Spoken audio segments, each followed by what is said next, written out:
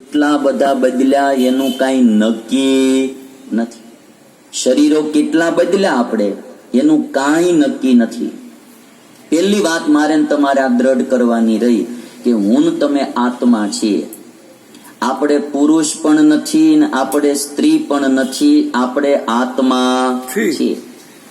આપણે કાળા પણ નથી ને આપણે ધોળા પણ નથી, આપણે આત્મા છીએ. પુરુષ અને સ્ત્રી તો શરીર છે, આત્મા પુરુષ પણ નથી, આત્મા સ્ત્રી પણ નથી. કાળા ને ધોળા તો આ શરીર છે, આત્મા કાળો પણ નથી, આત્મા ધોળો પણ નથી. અને જે કઈ સંજ્ઞાઓ લાગે ને ડોક્ટર, વકીલ, વિદ્વાન, પંડિત, વક્તા, એ બધું શરીરને લઈને છે. આત્મા તો એકદમ શુદ્ધ છે. એટલે આપણે બધા આત્મા છીએ. અને એક વાત યાદ રાખવી કે આત્મા એટલો સૂક્ષ્મ છે એ કોઈને દેખાતો નથી. ડોક્ટરો આખું શરીર વીખી નાખે પણ મારો આત્મા ન દેખાય. લ્યો, આખું શરીર હૃદય હોતન બદલી નાખે, હૃદય આખું વીખી નાખે પણ ક્યાંય આત્મા દેખાતો નથી. છે ખરો, દેખાતો નથી. આ ઓક્સિજન વાયુ આપણે શ્વાસમાં લઈએ છીએ, છે તો ખરો ને ઓક્સિજન વાયુ, પણ દેખાણો કોઈ દેખાતો નથી. જે આપણે શ્વાસ લઈએ એ ઓક્સિજન વાયુ છે. 24 કલાક આપણે એને શ્વાસમાં લઈએ છીએ, પણ હજી સુધીમાં કોઈએ ઓક્સિજન વાયુ ભાળ્યો હોય તો બતાવો. કોઈ એક ઊંચી આંગળી કરે કે મેં ઓક્સિજન વાયુ જોયો, એ દેખાતો નથી. પણ એના વિના જીવાતું પણ નથી. ઓક્સિજન વાયુ દેખાતો નથી, એના વિના જીવાતું પણ નથી. એમ આ શરીરમાં આત્મા જે છે એ દેખાતો નથી, પણ એના વિના શરીર ટકતું પણ નથી. એટલે એક વાત પેલી મુદ્દાની હું તમને કહી દઉં, બહુ સૂક્ષ્મ છે આત્મા. કેવો છે એ અમારા વિહારીલાલજી મહારાજે હરિલીલામૃતમાં લખ્યું કે આત્મા કઈ રીતે રહ્યો છે. તે કાષ્ઠમાં અનલતે નજરે ન ભાસે, તે તુલ્ય જીવ તનમાં સગળે પ્રકાશે. જન્મો નથી ન મરી જાય તનાદિએ છે, માયા વિશે પ્રલય કાળ સમે રહે છે. હરિલાલજી મહારાજ કહે છે કે આત્મા કેવો છે તો કે કાષ્ઠમાં અગ્નિ રહેલો છે. લાકડું હોય મોટું તો એમાં આખું લાકડું અગ્નિથી ભરેલું હોય. એ આપ બધા જાણો કે લાકડામાં આગ લગાડવામાં આવે એટલે મોટા ભાગનો અગ્નિ જ એમાં હોય. 10 કિલોનું લાકડું હોય એને બાળવામાં આવે તો પછી એની રાખ તો 10 માંથી કેટલી કિલો રહેતી હશે? નો રે ને ભાઈ, કિલોય નો રે. 500 રાખવી છે આપણે? નહીં, 50 ગ્રામ જ રાખવી છે. તમે તો બહુ લોભ કર્યો. 100 ગ્રામ રાખો, તમારું રહ્યું ને મારું રહ્યું. 100 ગ્રામ રાખો. 10 કિલોનું લાકડું બાળીએ તો વાહે વધે કેટલી રાખ ભાઈ? 100 ગ્રામ. તો આ 9 કિલો ને 900 ગ્રામ હું માલપા ભર્યું હતું? અગ્નિ. આખું લાકડું અગ્નિથી ભરેલું હતું. પણ એ અગ્નિ પેલા દેખાતો હતો? જ્યાં સુધી એને પ્રગટ કરવામાં ન આવ્યો ત્યાં સુધી અગ્નિ દેખાતો નહોતો. બરાબર? અને તમે જો આખું લાકડું અગ્નિથી ભરેલું હતું, પણ એ લાકડાને અડો તો માળું ગરમ ન લાગે. લાકડાને અડો તમે તો ગરમ ન લાગે. બાકી એમાં અગ્નિ સિવાય કઈ ભરેલું નહોતું. આખું 80-90% એ લાકડું અગ્નિથી જ ભરેલું હતું. પૃથ્વીનો ભાગ કે જળનો ભાગ તો બહુ થોડો હતો. આખું અગ્નિથી ભરેલું હતું. વિશેષપણે એમાં અગ્નિ હતો. પણ એને જ્યારે આપણે અડીએ તો લાકડું ગરમ લાગતું નથી. એમાં અગ્નિ રહેલો છે પણ એ અગ્નિ દેખાતો નથી. એને કોઈ પ્રકારે પ્રગટ કરવો પડે. સ્વામિનારાયણ ભગવાન એ વાત કહે છે કે આ શરીરમાં આત્મા રહ્યો છે, એ દેખાતો નથી, એને પ્રગટ કરવા માટે મહેનત કરવી, એને મહેનત કરવી પડે. રહ્યો છે આત્મા અને મહેનત કરવી પડે. એ વચનામૃત ગઢડા પ્રથમ પ્રકરણનું 20. સ્વામિનારાયણ ભગવાને શું કીધું કે આ દુનિયામાં અજ્ઞાનીમાં અતિશય અજ્ઞાની કોણ? અજ્ઞાનીમાં અતિશય અજ્ઞાની કોણ? એક વાત યાદ રાખજો કે આ દુનિયામાં બધા જ્ઞાની પણ છે અને બધા અજ્ઞાની પણ છે. કારણ કે અમુક વિષયનું જ્ઞાન આપણને હોય એટલે આપણે જ્ઞાની કહેવાય, અમુક વિષયનું જ્ઞાન આપણને ન હોય એટલે આપણે અજ્ઞાની કહેવાય. હું ગમે એટલી શાસ્ત્રોની કથા કરતો તો પણ મને અમુક ચીજનું જ્ઞાન ન હોય એટલે હું અજ્ઞાની તો ખરો જ. કારણ કે કોઈ પણ વ્યક્તિને બધા જ વિષયોનું જ્ઞાન ન હોય. એટલે દરેક વ્યક્તિ જ્ઞાની પણ હોય, દરેક વ્યક્તિ અજ્ઞાની પણ હોય. ઓછા વત્તા પ્રમાણમાં જ્ઞાની અજ્ઞાની બધા જ હોય. આ દુનિયામાં કોઈ પૂર્ણ જ્ઞાની ન હોય, કોઈ પૂર્ણ અજ્ઞાની પણ ન હોય. થોડું ઘણું બધાને જ્ઞાન હોય, થોડું ઘણું બધાને અજ્ઞાન પણ હોય. એટલે આ દુનિયામાં જેટલા જીવ છે એ બધા અજ્ઞાની તો છે જ. બધા જ્ઞાની છે એમ બધા અજ્ઞાની પણ છે. તો સ્વામિનારાયણ ભગવાન ગઢડા પ્રથમ પ્રકરણના 20 વચનામૃતમાં કે અજ્ઞાનીમાં અતિશય અજ્ઞાની કોણ?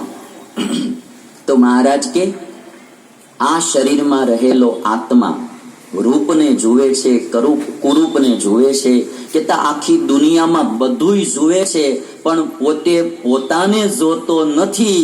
એ અજ્ઞાનીમાં અતિશય અજ્ઞાની. આ જીવાત્મા બીજા બધાને ઓળખે છે, બીજા બધાને જાણે છે આત્મા, પણ આત્મા પોતે પોતાને જોતો નથી, પોતાને ઓળખતો નથી. મહારાજ કે એ અજ્ઞાનીમાં અતિશય અજ્ઞાની છે. અજ્ઞાનીમાં અતિશય અજ્ઞાની. જો આનું એક ઉદાહરણ તમને હું આપું.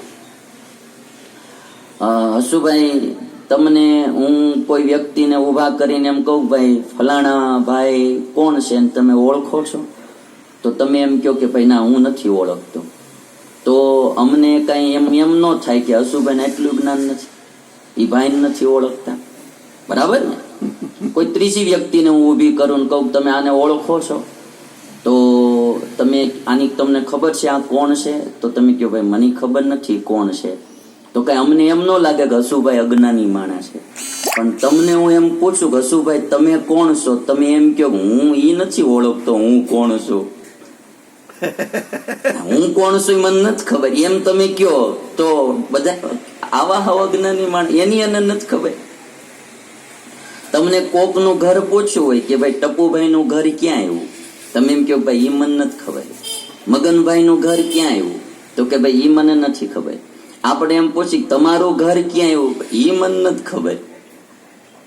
તો બધાને એમ થાય કે ન થાય ભાઈ આના જેવો બીજો અજ્ઞાની કોણ?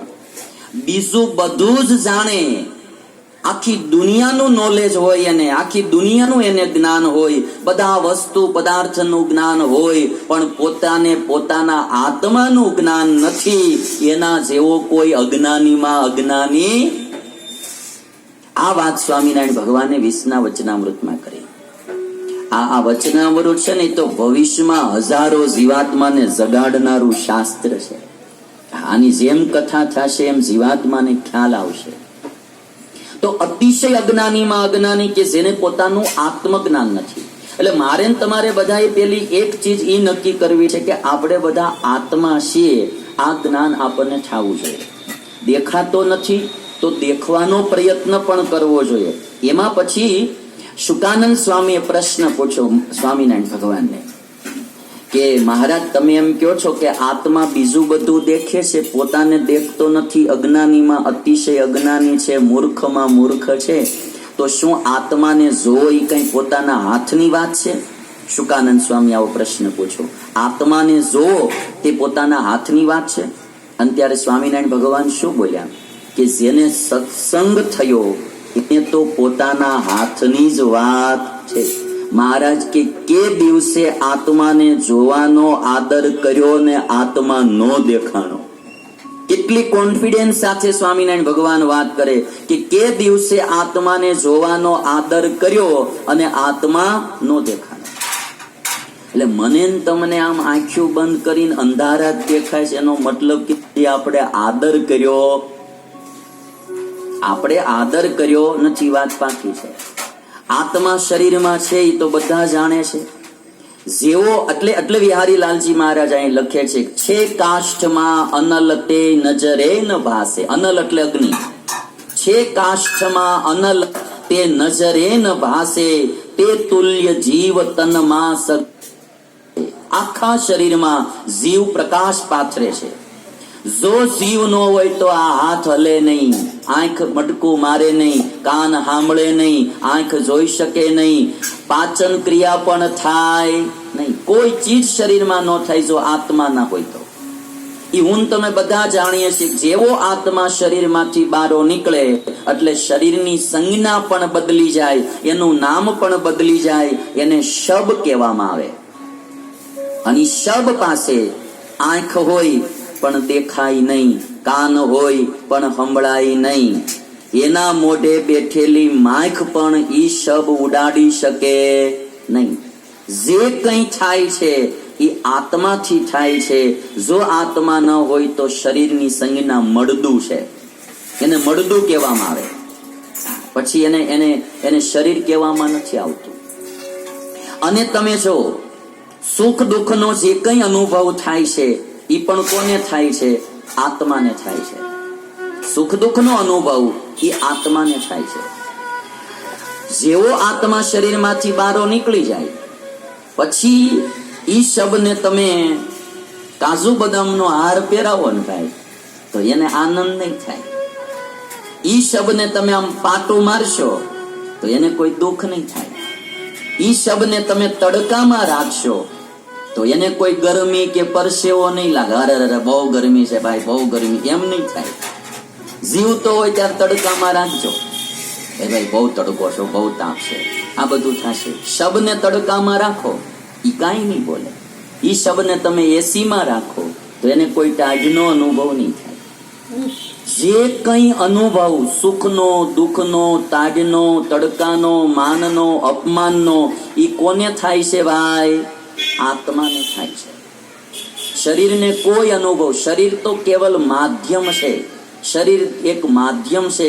જેવો આત્મા શરીરમાંથી નીકળે એનું ઈ શબ પડ્યું હોય, નથી એને માન અપમાનનો અનુભવ થતો, નથી એને તાડ તડકાનો અનુભવ થતો, નથી એને સુખ દુઃખનો અનુભવ થતો, નથી એને મારા તારાનો અનુભવ થતો. શબ પાસે એના છોકરાને લાવો તો એને એમ ન થાય કે મારો દીકરો આવ્યો, અને કોઈ બીજાના છોકરાને લાવો તો એમ થાય કે આ તો ટપુભાઈનો છોકરો આવ્યો. મારું તારું કઈ થાય, મામ કહા પાંડવા બધું ટળી જાય તરત. એની પાસે રહે જ નહીં.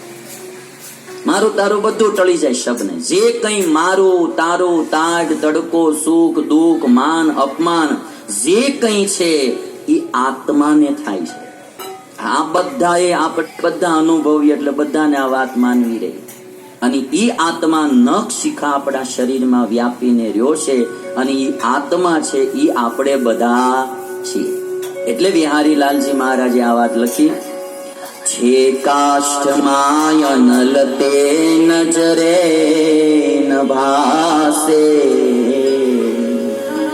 તે તુલ્ય જીવ તનમાં સગળે પ્રકાશે. જન્મો નથી ન મરી જાય અનાદિ છે,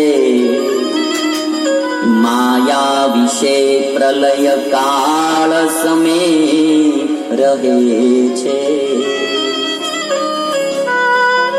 બિહારીલાલજી મહારાજ લખે કે આ આત્મા કોઈ દી જન્મો નથી, કોઈ દી મરતો પણ નથી.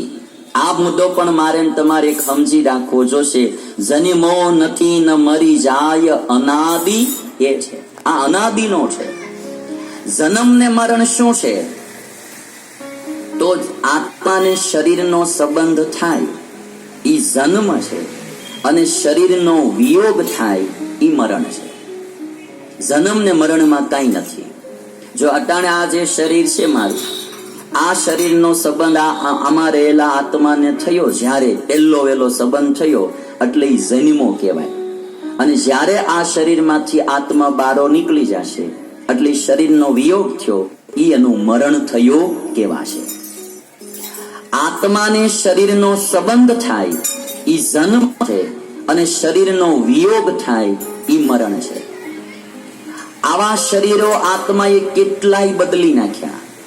એટલે કેટલી વાર આત્મા જન્મો અને કેટલી વાર આત્મા મર્યો એમ કહેવાય, પણ હકીકતમાં આત્મા જન્મતોય નથી ને આત્મા મરતો પણ નથી.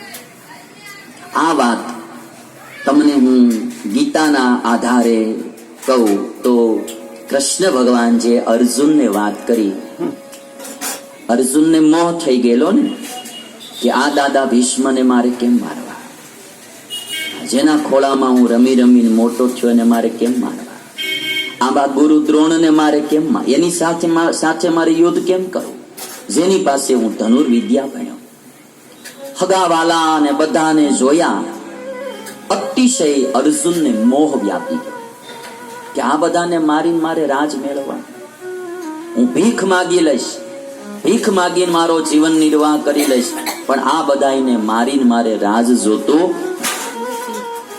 તમે બધા ગીતાના અભ્યાસો હશો તો ખબર હશે કે ભગવદ્ ગીતામાં અર્જુન આખા શરીરે ધ્રુજવા માંડ્યા, પરસેવો વળી ગયો, ધનુષ હેઠું મૂકી દીધું. કૃષ્ણ ભગવાનને એમ ચૂક માળું ટાંકણે આ ઢીલો પડી ગયો. પછી ભગવાને ગીતાનો ઉપદેશ શરૂ કર્યો, કારણ કે આખો આધાર અર્જુન ઉપર હતો મહાભારતના યુદ્ધમાં, પાંડવ પક્ષનો. અને મૂળ માણા મુખ્ય માણા ઢીલો પડી ગયો.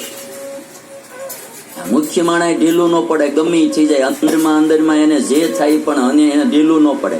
ઢીલો પડે એટલે બીજા બધા ઢીલા પડી જાય. એટલે કૃષ્ણ ભગવાને અર્જુનને એટલું કીધું કે અર્જુન, જો તું, હું અને આ સામે ઉભેલા પેલા નહોતા એમ પણ નહીં, આજ નથી એમ પણ નહીં, અને ભવિષ્યમાં નહીં હોઈએ એમ પણ નહીં. આપણે બધા આત્મા છીએ, પેલા પણ હતા, આજ પણ છીએ અને ભવિષ્યમાં પણ રહેવા. ગીતાની શરૂઆત આત્મજ્ઞાનથી થઈ છે. સ્વામિનારાયણ ભગવાન નીલકંઠ વર્ણી વેશે જ્યારે વન વિચરણ કરતા, ત્યારે સ્વામિનારાયણ ભગવાન સતત ગીતાના બીજા અધ્યાયનો પાઠ કરતા, કારણ કે બીજો અધ્યાય એ આત્મજ્ઞાન દેનારો અધ્યાય છે. કૃષ્ણ ભગવાને અર્જુનને શું કીધું કે આ બધાય અને હું તું બધા પેલા હતા, આજે છીએ ને ભવિષ્યમાં રહેવાના.